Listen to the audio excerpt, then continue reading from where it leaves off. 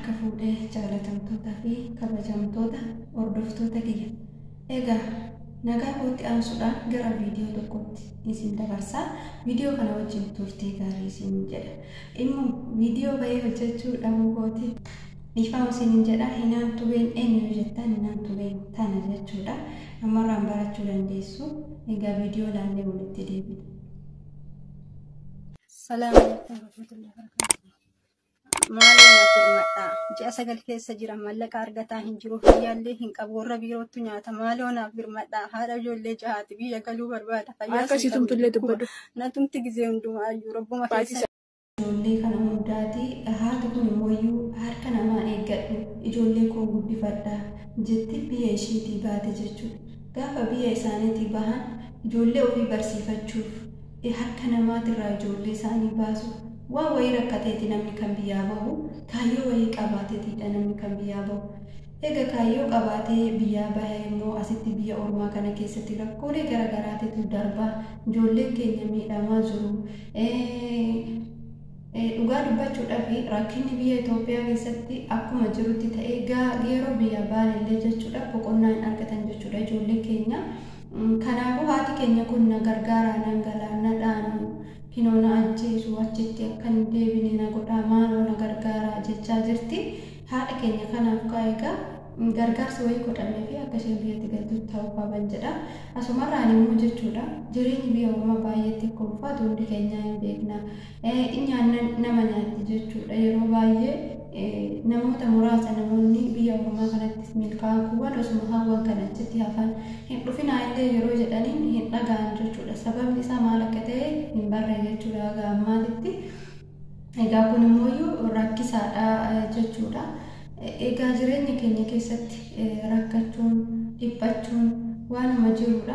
Garuuti immoo haadholeen akkanaa gaafa rakkatan haadholeen akkanaa gaafa biyyaa bahanii biyya ormaa keessatti rakkatan haadholeen keenya kan nu dhalan kan ilmoo isaanii deemtee isaan gargaaruu dandeessu kan biyya keessatti isaan kunuunsumaaf jiraatan garuuti immoo rakkina biyya keenyarraa kan ka'e biyya ormaa filatanii haadholee keenyallee yeroo ammaatti namoonni hedduun biyyaa ba'aa jiru jechuudha. Warroonni haadha ta'an mana namaa keessa hojjetan tariitii ijoolleen keenya biyyaa hin ba'in jedhanii ta'uu danda'a.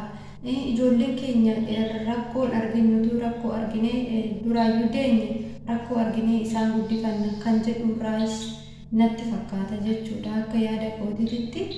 Egaa kun hundumtuu kan ta'eef rakkoo biyyaatirraa kan ka'e jechuudha. Biyyi keenya dubartiidhaaf kabajaa hin qabdu. Nama baratee barumsa fixeef kabajaa hin jiru yookaan immoo hojii wayii hin jiru. Namni amma jechuudha dhalatee barnootuma jibbee jira jechuudha.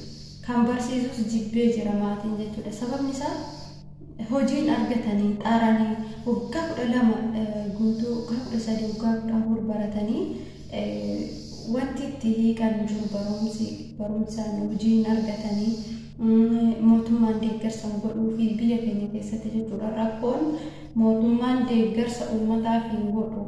Osoo deeggarsa uummataaf godhee kan barates biyya ofii keessatti hojii mataa isaa hojii akka dandeettii isaatti qabatee xinnoo isaa ta'u nagaadhaan jiraata jechuudha.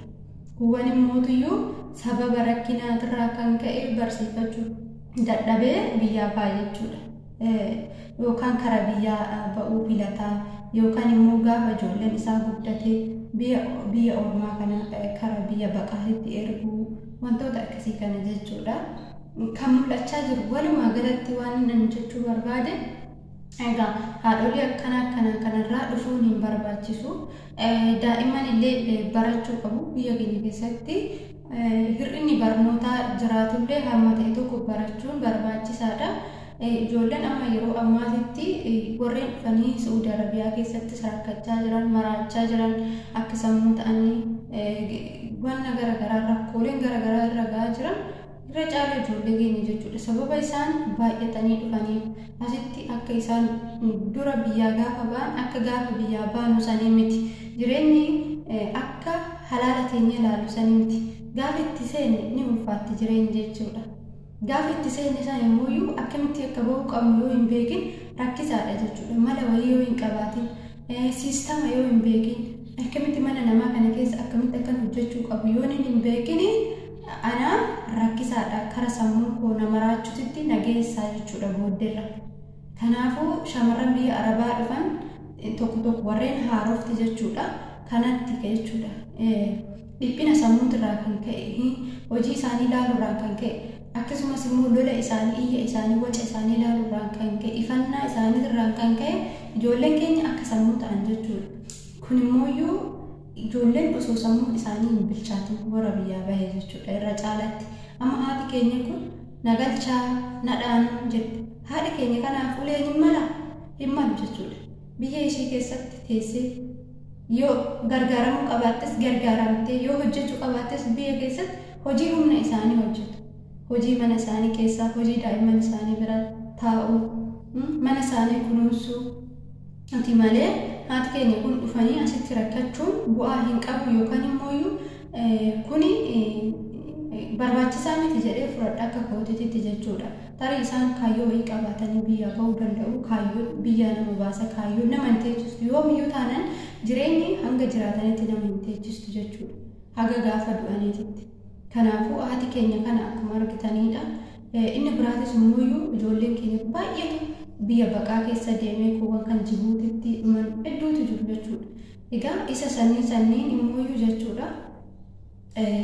Osoo hafee biyya keenya keessa dhaabbateen jala asumarraanii viidiyoo biraatiin hanga walitti deebinutti nagaan nu turaayee dogoggora yoo qabaadhe immoo dogoggora kee iddoo kana bakka kanaatiin naan jedhaati komentiin kiyya sa'aatii 24 banaadha nagaan naa tura hanga viidiyoo biraatiin